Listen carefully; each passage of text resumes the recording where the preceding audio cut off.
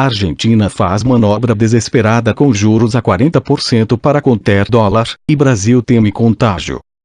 O governo Macri eleva juros por terceira vez na semana e anuncia cortes para agradar mercado. Crise no país vizinho pode afetar exportações brasileiras de automóveis. O governo argentino se empenha em transmitir tranquilidade, mas os antecedentes de uma das economias mais convulsionadas do mundo ocidental provocaram nervosismo dentro e fora do país. O dólar disparou e o governo decidiu usar artilharia pesada para lutar contra essa escalada.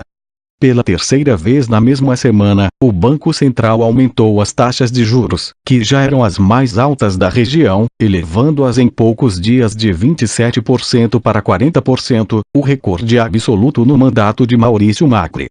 Mas não parou por aí. O ministro da Economia, Nicolás do Giovne, enviou uma mensagem aos mercados, que pressionam atualmente a Argentina de uma forma inédita desde que Macri chegou ao poder, em 2015. Do Giovne anunciou um corte de gasto significativo, de 3,2 bilhões de dólares, 11,3 bilhões de reais, principalmente em obras públicas. Com isso, a meta de déficit fiscal para este ano foi reduzida de 3,2% para 2,7% do PIB. A mensagem aos investidores é clara. A Argentina decidiu cortar gastos e, com isso, deve se endividar menos, por isso quem investe no país não deve se assustar. A medida teve efeito imediato e o dólar começou a baixar, mas a manobra tem consequências negativas fortes. A elevação dos juros para 40% e o corte de gastos significam um freio para uma economia que tinha voltado a crescer e começa a sair de uma longa crise. Um crescimento mais baixo da economia argentina também deve trazer implicações para o Brasil. O país vizinho deve reduzir as importações de produtos brasileiros, principalmente de automóveis. Hoje, a indústria automobilística responde por quase metade da pauta de exportação aos argentinos. A Argentina é o terceiro destino do comércio exterior brasileiro, segundo a Associação do Comércio Exterior do Brasil, AEB. Por conta da recente recessão que o Brasil atravessou, as montadoras começaram a aumentar a exportação para a Argentina, mas com o cenário de forte desvalorização do peso e o impacto do câmbio na inflação, a renda dos consumidores argentinos vai diminuir, explica Sérgio Vale, economista-chefe da Megabytes Associados. Na avaliação do economista, todos os países emergentes tiveram uma depreciação da moeda nos últimos meses, mas o caso da economia argentina é mais complicado. Muita gente acreditava que a Argentina parecia ser um bom exemplo nos últimos anos, mas a realidade é que ela tem problemas profundos nos fundamentos econômicos. A questão fiscal no país é bem pior que a nossa, explica. Ainda segundo Vale, a Argentina ainda precisa passar por mudanças que o Brasil já enfrentou nos últimos 2 anos, como a reforma trabalhista, a regra do teto de gastos e o controle da inflação. O país vizinho conta também com pouca reserva internacional. Essa diferença da economia dos dois países é o que justifica essa piora maior da Argentina diante da mudança da política monetária dos Estados Unidos, explica o economista. Macri está disposto a fazer de tudo para conter a inflação, mas as críticas são cada vez mais fortes, já que muitos argentinos que votaram nele pensavam que a esta altura o governo já teria controlado esse fantasma do aumento descontrolado de preços, que no passado afundou vários governos argentinos. Macri ainda tem um importante controle político da situação, obteve um resultado muito bom nas eleições legislativas de outubro e enfrenta uma oposição dividida, mas a economia se tornou claramente seu ponto fraco e há rumores constantes de possíveis mudanças na equipe econômica. A alta progressiva dos juros mostra o desespero do governo, que não consegue controlar a disparada do dólar diante do peso argentino.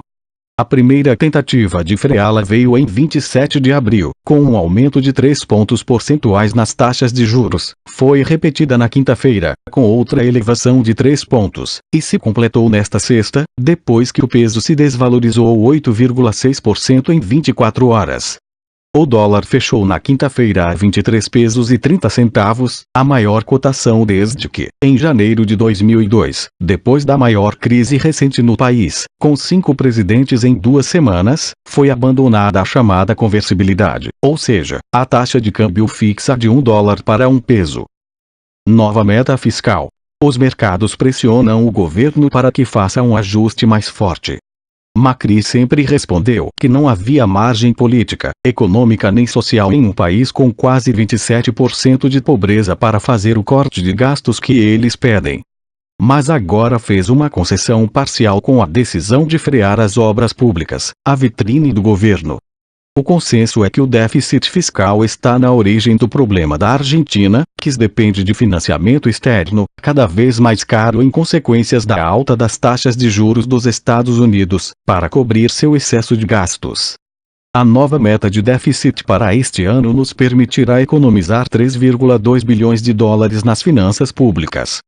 O resultado financeiro diminuirá na mesma proporção, porque a conta de juros será estável e o déficit cairá.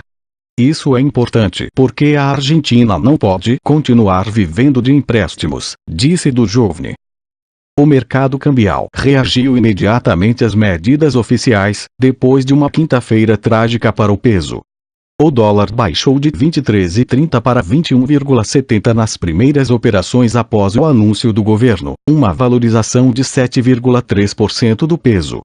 Recuperou assim o valor anterior à disparada da moeda americana na quinta-feira.